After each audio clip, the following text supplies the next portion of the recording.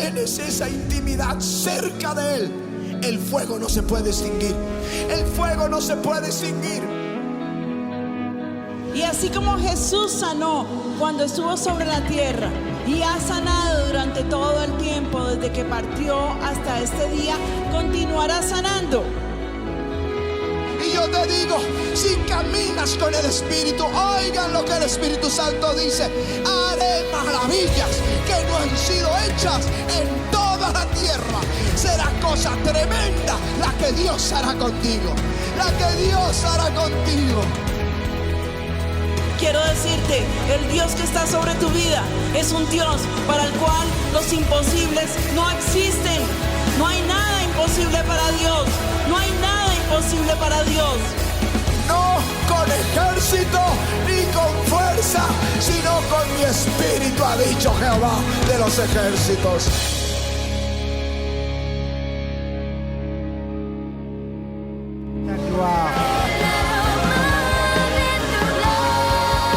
La gloire de Dieu est ici.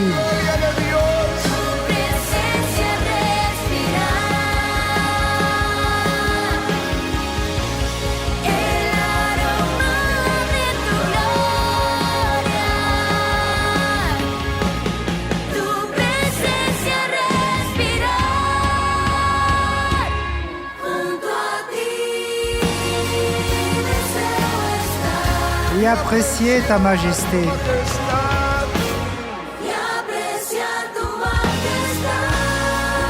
L'arôme de ta gloire.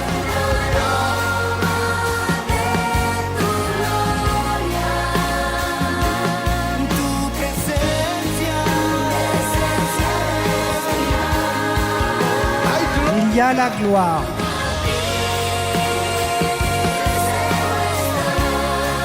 C'est la gloire de Dieu dans ce lieu. Élève ton adoration. Demande-lui.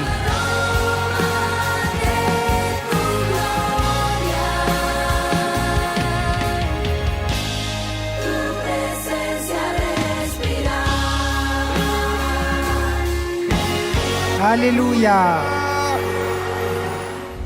À la croix du calvaire, Jésus n'est pas seulement mort pour nos péchés, mais il a fait aussi pour nous guérir de toutes nos douleurs. Par sa meurtrissure, nous avons été guéris. Le Saint-Esprit est en train de toucher les jambes de quelqu'un. Quelqu'un est en train de retrouver les mouvements de ses jambes parce qu'il les avait perdus. Reçois. Si c'est toi, viens ici. Nous allons remercier le Seigneur. La hanche de quelqu'un. Il a des difficultés pour bouger, pour se lever, pour marcher. Mais le Seigneur est en train de mettre son feu dans ta hanche. La douleur est partie. Si tu peux marcher correctement, viens ici. Ceux qui ont des problèmes dans leurs pieds, le problème de talon, le problème de pied plat, des éperons calcanéens, je ne sais pas, mais le Seigneur est en train de tout toucher ici. Mets la main sur ton cœur. Quelqu'un a un problème cardiaque. Quand il a mis sa main sur le cœur, il a senti un feu qui sortait de sa propre main. C'est l'Esprit du Seigneur qui est en train de toucher ton cœur. Je te remercie Seigneur. Aussi quelqu'un a un omoplate plus haut que l'autre. Et le bras souffre de douleur, de dos terrible. C'est un tourment de pouvoir mettre à l'aise ton dos. Mais le Seigneur est en train de restaurer ton dos maintenant. Il est en train d'accommoder les épaules à leur place, les omoplates, tout. Il est en train d'œuvrer dans chaque disque de la colonne. Chaque vertèbre touche le Seigneur. Le feu de Dieu est ici, le feu de Dieu est ici. Quelqu'un qui a un problème de colonne, le Seigneur est en train de te guérir. Quelqu'un qui utilise une canne pour s'appuyer, le Seigneur est en train de te guérir maintenant. Commence à bouger de l'endroit. S'il n'y a pas de douleur, tu peux bouger correctement, viens ici. Il n'y a aucune capacité de guérison en aucun d'entre nous, seulement lui, ainsi que toi et moi, dépendant de lui. Demande-lui la guérison. Demande la guérison. Les mains de quelqu'un sont en train d'être restaurées. Écoutez ceux qui ont un problème du tunnel carpien. Je vois la main du Seigneur en train de restaurer plusieurs d'entre vous. Tu as besoin de ses mains pour ton travail. Et le Seigneur est en train de te les restaurer. Je te remercie. Bouge ta main. Ouvre-la et ferme-la. Cherche la douleur qui te tourmentait dans le tunnel carpien. S'il n'y en a pas, viens ici. Viens ici, viens ici. Il y a des personnes qui ont senti un profond désir de mourir. Non pas qu'elles ont essayé de se suicider, mais c'est une tristesse profonde qui est en train d'emporter leur cœur. Le Saint-Esprit de Dieu est là, en train de te donner ce baiser consolateur. Ça, c'est le Saint-Esprit pour nous. Il est aussi ce consolateur. Mais il y a aussi une femme qui reçoit en ce moment la guérison dans sa jambe droite. Elle a des varices très prononcées. Et maintenant, le Saint-Esprit est en train de mettre comme un baume là. Et ces varices disparaissent. Il y a une personne qui devient folle. Il y a des moments où elle ne sait plus qui elle est. Elle se perd. C'est une personne jeune. Elle est en train de perdre le jugement. Mais le Seigneur te dit, ne crains pas. Je suis avec toi. Ne crains pas. Mets les mains sur ta tête et dis avec moi, Seigneur Jésus, vas-y, dis-lui, Seigneur Jésus, rends-moi libre ce matin de cette maladie. Je te remercie, Père. Merci, Seigneur.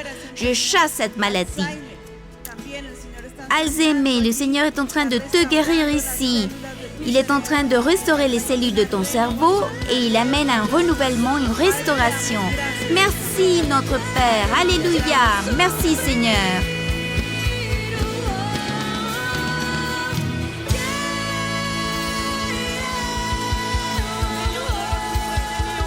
J'avais une douleur très forte dans mon épaule. Un virus m'a renversée et je suis vivante par miracle. Et j'avais mal à mon épaule. Ils m'ont fait Le Seigneur des t'a sur la touché et tête. la douleur est partie. Tu peux bouger le bras, lève le La bras, douleur est lève-le. partie. Il n'y a plus de douleur. Et la jambe, tu n'utilises plus cette canne. Viens ici, saute comme ça. Viens ici, viens ici. La douleur est partie. Garde-la pour te rappeler et témoigner des choses qu'a fait le Seigneur. Pasteur, il y a 3 mois, j'avais une douleur très forte dans le dos. La dame avait 12 hernies discales qui ne lui permettaient pas de faire des mouvements normaux. Et à cause de cela, elle avait développé un problème au genou. Je te vois tout ça. Aujourd'hui inclus, je venais avec une douleur dans le dos et au genou. Mais je dis, Seigneur, je viens par ma bénédiction. Nous l'avons auscultée et maintenant elle peut faire tous les mouvements. Vas-y, essaye de toucher tes pieds. Hé, je ne peux pas faire cela. Je peux plier le genou comme cela parce que je ne pouvais pas le plier. Alléluia. Merci, Père. Merci. La dame nous dit que depuis 15 jours, elle vit un très grand stress. Il y a d'abord une douleur dans la tête, une douleur dans les articulations, puis dans les jambes, perte de force. Elle dit que dans la parole a été donnée pour une personne qui avait mal dans le corps. Elle s'est dit, ce que je sens, elle a ressenti la libération. Elle a commencé à bouger les jambes et les bras. Elle dit, c'est toute la douleur à départir. Je venais en train de demander au Seigneur la guérison. Je suis tombée sous l'onction du Saint-Esprit. Amen. Merci, Seigneur Jésus. Ça faisait 16 mois qu'elle n'était pas de travail. Elle était allée au parc. Elle a dit, Seigneur, j'ai besoin de me faire un miracle. Elle a déposé une demande à l'hôtel. Elle fait une promesse au Seigneur. C'est à travers l'emploi qu'on soutient le foyer. Durant ces 15 mois, le Seigneur ne nous a jamais abandonnés. Toujours au travers de moyens que nous ne comprenions pas, comme il nous a amené la provision. En plus de cela, maintenant mon travail est à durée indéterminée. Je suis coordinatrice académique d'un programme national dans une très importante université. C'est l'année de l'Exode, année de l'Exode. Il vient de grandes choses pour nous. Merci, Seigneur. Si tu désires connaître plus de Jésus, savoir ce qu'il a fait pour toi et ce qu'il pourrait faire pour ta vie, alors prête une grande attention aux paroles suivantes. La parole du Seigneur dit, parole de Jésus.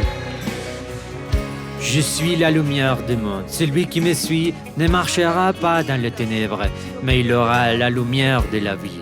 Quand tu t'approches de Jésus, en lui tu peux trouver un refuge, soutien, aliment, paix, repos, parce que l'amour parfait bannit la crainte.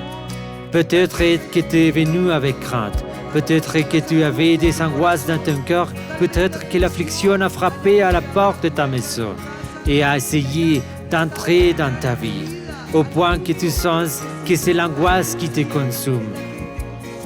Je vais maintenant prier pour tous ceux qui disent « J'ai besoin de Jésus ». C'est Jésus duquel tu es en train de parler. J'ai besoin d'avoir une rencontre avec lui. Et aujourd'hui, je veux l'inviter pour qu'il entre dans mon cœur. Dis avec moi, Seigneur Jésus, j'ai besoin de toi. J'étais pécheur. Je me suis éloigné de toi. Je t'ai rejeté. Mais aujourd'hui, j'ai mes réponses. Je reviens à toi de tout mon cœur. Que les choses anciennes restent derrière et qu'une nouvelle œuvre soit faite en moi, Seigneur. Note mon nom dans le livre de la vie éternelle. Ne l'efface jamais et aide-moi. Je veux être fidèle tous les jours de ma vie. Au nom de Jésus, Amen et Amen. Donnons un fort applaudissement à Jésus. Dans ce qui suit, Dieu quittera une puissante prédication qui est différée à ta vie et te donnera la conviction dans ton âme que le Seigneur combattra toujours pour toi. Ne te distrais pas, parce qu'une seule parole peut changer ta vie pour toujours. Alléluia. Merci Seigneur Jésus. Bon, combien croient en réalité que c'est le temps de l'année de l'Exode? Combien le croient vraiment? C'est un principe extrêmement important pour pouvoir entrer dans l'année de l'Exode. Le pardon et ce principe de libération. Si nous ne pouvons pas pardonner, nous sommes liés, nous sommes attachés, et il vient ces petites sœurs, la haine, l'amertume. Celui-ci était comme un frère, la haine, mais il vient aussi l'amertume, et tout cela commence à se convertir en un ennemi, un énorme ennemi. Pour celui qui croit qu'il a le droit d'être en colère contre son prochain, et en Matthieu 18, du 21 au 33, nous trouvons la parabole du pardon. Il n'y a pas de texte plus clair dans la Bible qui nous parle du pardon que cette parabole. Il dit, alors Pierre s'est approché et lui a dit, « Seigneur, combien de fois devrais-je pardonner à mon frère qui pêche contre moi? 7 fois? Pense-le pendant un instant. 7 fois par jour, ton frère pêche contre toi et il vient, il te dit, je te demande que tu me pardonnes. Ok, je te pardonne 1 fois, je te pardonne 2, mais 7, qu'est-ce qui t'arrive? Je n'ai pas de patience pour autant. Mais Jésus lui dit, je ne te dis pas jusqu'à 7, mais jusqu'à 70 fois 7 fois. C'est-à-dire 490 fois, éliminant la possibilité de que nous gardions quelque chose pour le ressentiment. Le Seigneur Jésus sait combien le ressentiment fait du dégât pour nos âmes. Alors, il continue et leur dit, « C'est pourquoi le royaume des cieux est semblable à un roi qui voulut faire rendre compte à ses serviteurs. Quand il se mit à compter, on lui en amena un qui devait 10 000 talents. On calcule que c'était les impôts des villages autour. Comme il n'avait pas de quoi payer, son maître ordonna qu'il fût vendu, lui, sa femme, ses enfants et tout ce qu'il avait, et que la dette fût acquittée.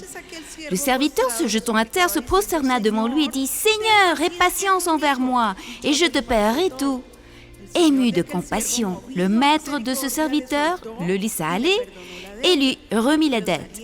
Après qu'il fut sorti, ce serviteur rencontra un de ses compagnons qui lui devait 100 deniers, ce qui n'est rien comparé à la dette qu'il avait avec son Seigneur. Ce n'est rien. Il le saisit et l'étranglait en disant « Paie ce que tu me dois. » Son compagnon, se jetant à terre, le suppliait disant « Aie patience envers moi et je te paierai tout. » Mais l'ordre ne voulut pas, et il alla le jeter en prison jusqu'à ce qu'il eût payé ce qu'il devait. Ses compagnons, ayant vu ce qui était arrivé, furent profondément attristés, et ils allèrent raconter à leur maître tout ce qui s'était passé. Alors le maître fit appeler ce serviteur et lui dit « Méchant serviteur, je t'avais remis en entier ta dette parce que tu ne m'en avais supplié. Ne devais-tu pas aussi avoir pitié de ton compagnon comme j'ai eu pitié de toi ?» C'est ce qu'il fera avec nous. Si chacun de vous ne pardonne à son frère de tout son cœur.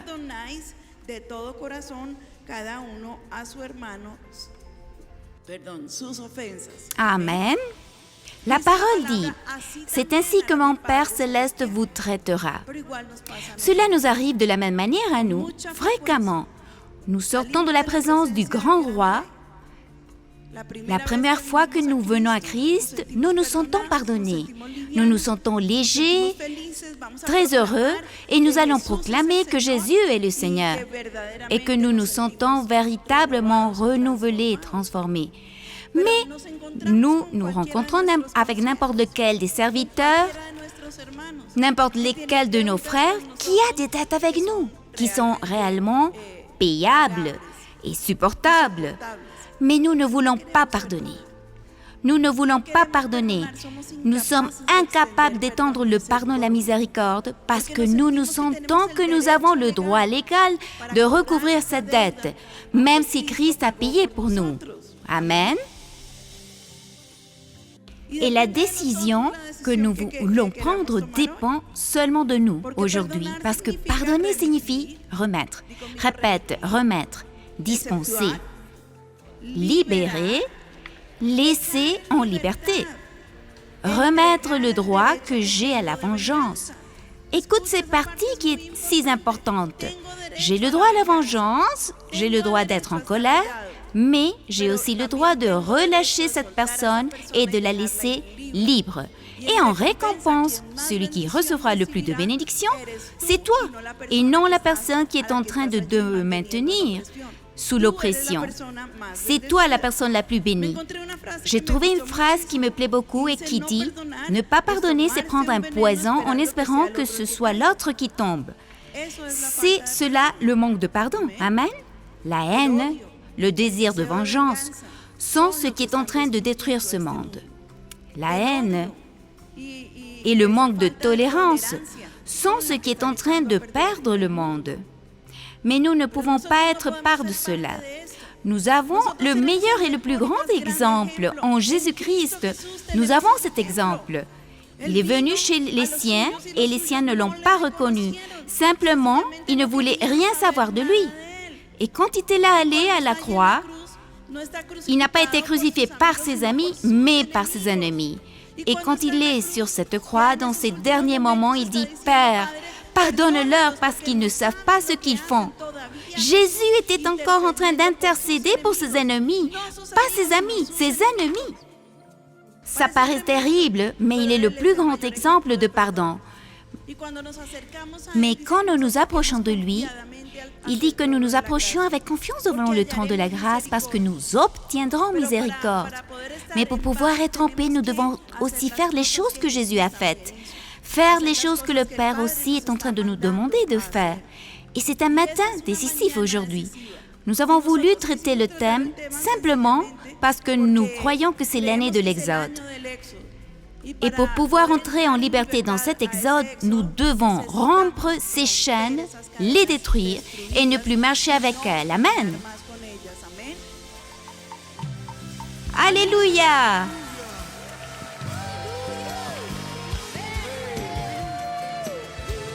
Il a une quantité de bénédictions pour nous.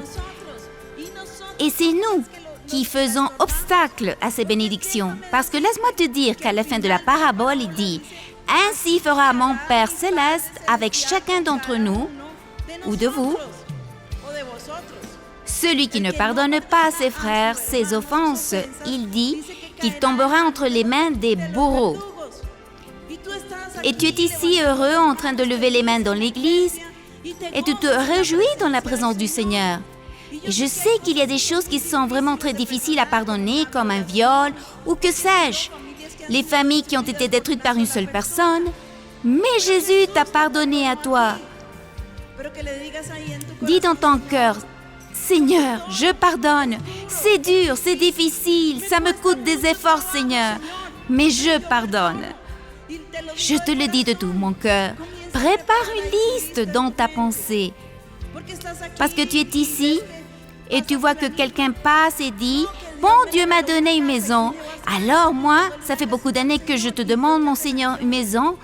Elle n'arrive pas. » Mais il vient un bourreau qui dit « Non, non, non, celui-ci n'a pas pardonné. » Alors il prend la bénédiction qui était pour toi et la garde là. « Seigneur, ma guérison, ça fait des années que je t'ai demandé à cet endroit, il y a des miracles et je ne vois pas ma guérison.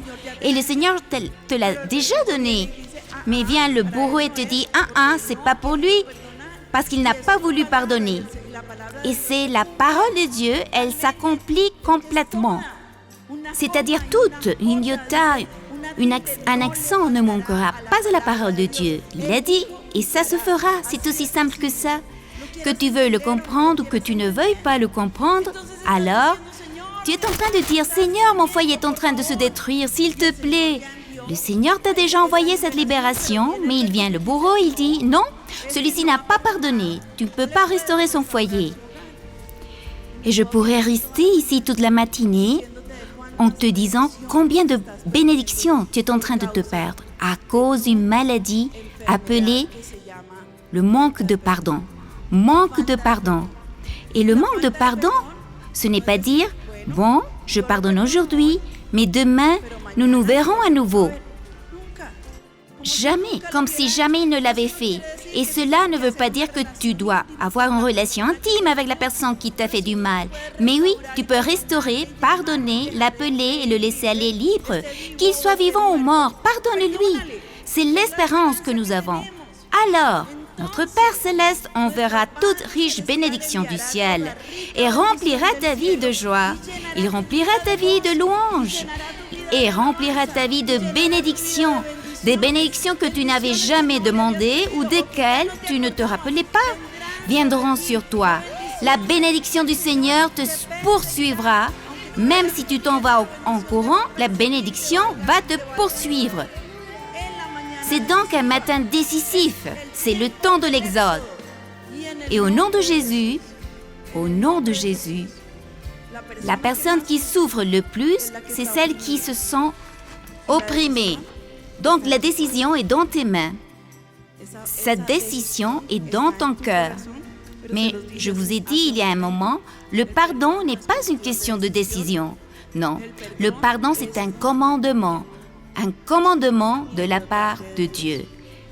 Et si tu sens que tu es le meilleur chrétien, tu n'es pas en paix avec Dieu, alors tu ne recevras aucune bénédiction parce que c'est sa parole qui ne change jamais. C'est la certitude et l'obligation que nous avons de la suivre, le servir parce que sa parole ne change jamais. Amen. Amen. Alléluia. Dieu vous bénisse. Pardonnez comme Christ nous a pardonné. Pardonnez comme lui, il nous a pardonné. Laissez-moi vous dire ce que Dieu m'a montré. Il vient une bénédiction si grande que ce sera une tornade dans ta vie. Dieu va t'entourer dans une bénédiction si grande qu'elle t'élèvera dans les hauteurs. Mais celui qui ne pardonne pas, j'ai vu le tourbillon qui passait tout droit et qui ne l'emportait pas. Je veux que ce tourbillon de bénédiction m'emporte. Je veux que ce tourbillon de bénédiction m'emporte. Celui qui ne pardonne pas, la bénédiction passe tout droit. C'est le moment de prendre des décisions. Par-dessus toute chose, garde ton cœur. Aujourd'hui, je sens dans mon esprit la libération. La libération. Écoutez-moi, l'économie de quelqu'un est liée, conformément à la parabole qu'a lue la pasteur, elle est liée. Dieu a déjà décrété la bénédiction pour toi, mais l'ennemi utilise des arguments. Et il dit, non, il n'a pas pardonné, et il retient la bénédiction. Le seul qui peut libérer cette bénédiction, ce n'est pas Dieu, c'est toi. C'est toi, il l'a déjà envoyé. Et tu dis, Seigneur, réponds-moi, donne-moi. Il te l'a déjà envoyé. Mais le seul qui peut prendre cette bénédiction, c'est toi, avec une décision. Le pardon n'est pas un sentiment. Ce n'est pas que maintenant tu dois voir ton offenseur et sentir ton cœur bien. Des papillons dans ton estomac, non, non, non, non. C'est une décision. Je ne vais plus le détester. Et si je me rappelle, je vais le bénir. Je vais le bénir dans ma prière. Si j'ai l'opportunité de l'aider, je vais l'aider. S'il a besoin de la tunique, je vais lui donner la tunique et la cape. Je vais l'aider. Crois-moi qu'il y a une satisfaction spéciale quand tu bénis quelqu'un qui te déteste. La parole dit des charbons ardents sur sa tête. Ils changent de couleur, ce sont eux qui se sentent mal.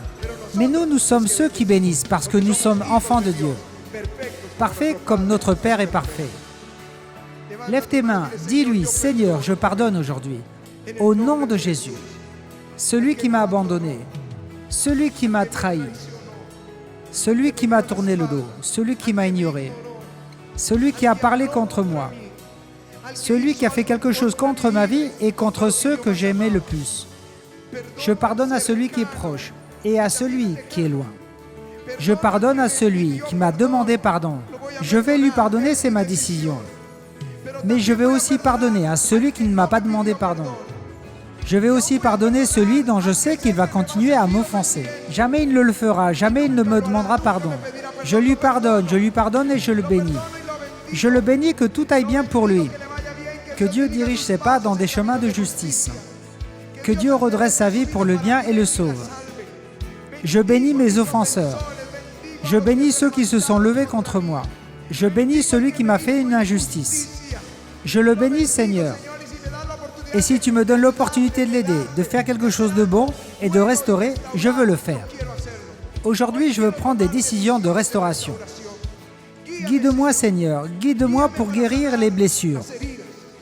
Guide-moi pour retrouver la confiance, pour restaurer les relations rompues. Guide-moi, Seigneur, au nom de Jésus. Guide-moi avec ta sagesse et non avec mes émotions altérées. Dis-lui, Seigneur, guide-moi, je ne veux pas me tromper. Est-ce que c'est prudent de m'approcher? Est-ce que c'est prudent? Parce que je sais que si c'est pour me faire plus de dégâts, maintenant je vais garder mon cœur pour qu'il soit saint. Je vais le bénir, mais je vais être prudent en cela. Au nom de Jésus, dis-lui, Seigneur, aide-moi. Tu as besoin de l'aide de Dieu. Prends la main du Seigneur et dis-lui, Seigneur, aide-moi à passer de l'autre côté. Aide-moi à supporter cela et à vivre avec un cœur qui pardonne. Aide-moi, Seigneur. Au nom de Jésus. Au nom de Jésus. Merci, Seigneur. Merci, Seigneur. Dis-lui, merci.